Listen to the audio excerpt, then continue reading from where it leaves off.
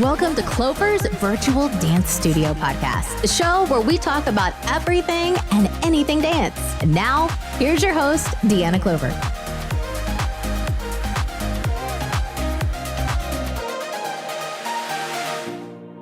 Hello, so good to be here talking to you guys. So I'm always working on my business and was working on my podcast and blog and updating my website, and I was just lost in my thoughts, and I was just thinking about back in the day, auditioning for different shows and theme parks and gigs. So then I thought, you know what? I need to share my story of auditioning. So that's what we're going to talk about in this episode, but I wanted to share in particular my experience auditioning for the Orlando Magic NBA basketball dance team.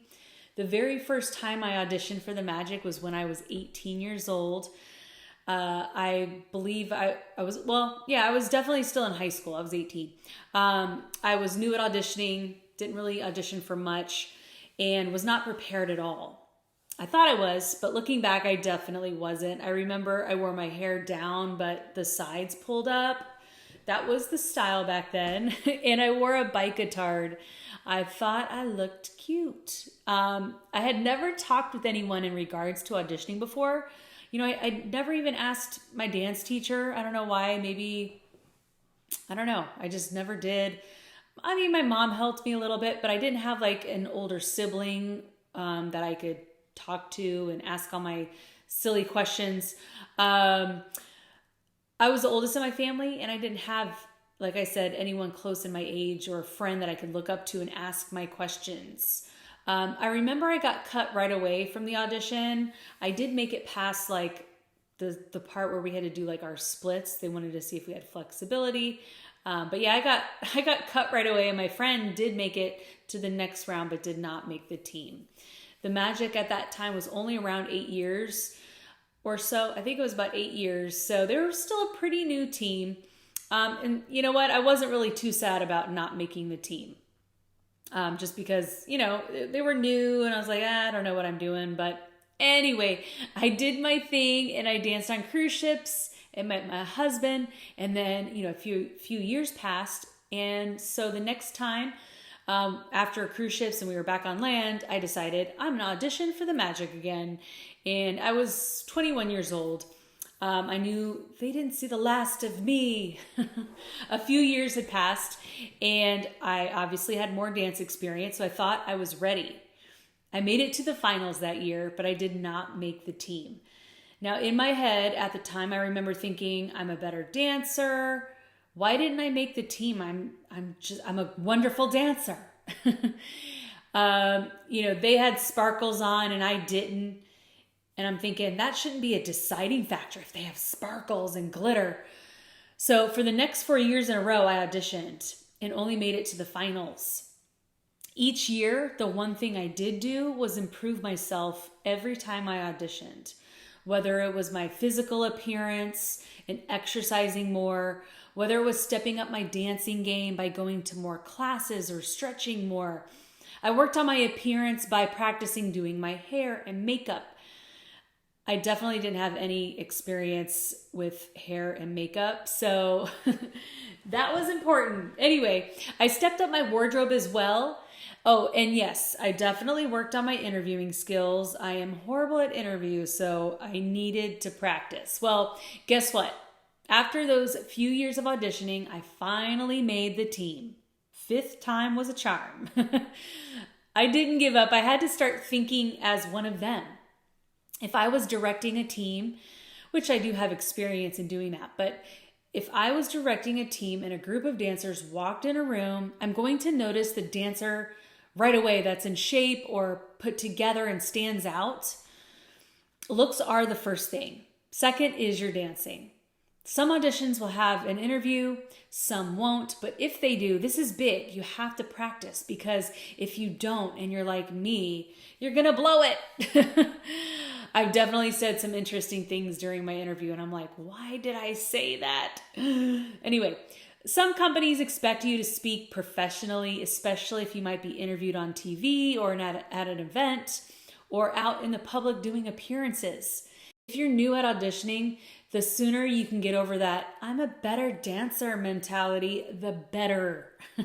The more you start thinking like you're on the other side, what would you look for? The better. You must look the part when you're auditioning. You should be ready to just walk out and look like you are already on the team. I will say each time I auditioned, I got better and grew as a person. All those times auditioning only made me stronger and more appreciative of all the wonderful experiences I did get to experience through the magic. I made the team at age 25 and I danced for 5 seasons till the age of 30. Finally, at 30, I was like, maybe I should start having kids. So I do have 2 children. But age doesn't matter. Doesn't matter if you haven't made that team by the time you're 20. Keep auditioning. If you have an older sibling or parent or dance teacher, whoever, ask them questions. Be your best. Get out there. Learn from others. Ask them to practice with you for the audition. Have them watch you dance, or have them do practice interviewing with you.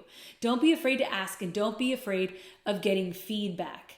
That's why I'm passionate about helping others with auditioning, because I know what it's like auditioning with no auditioning experience and, just jumping in. I don't really remember practicing too much with my mom. I know she was always a great help, but I don't remember specifically getting help for that for my mom or anyone else.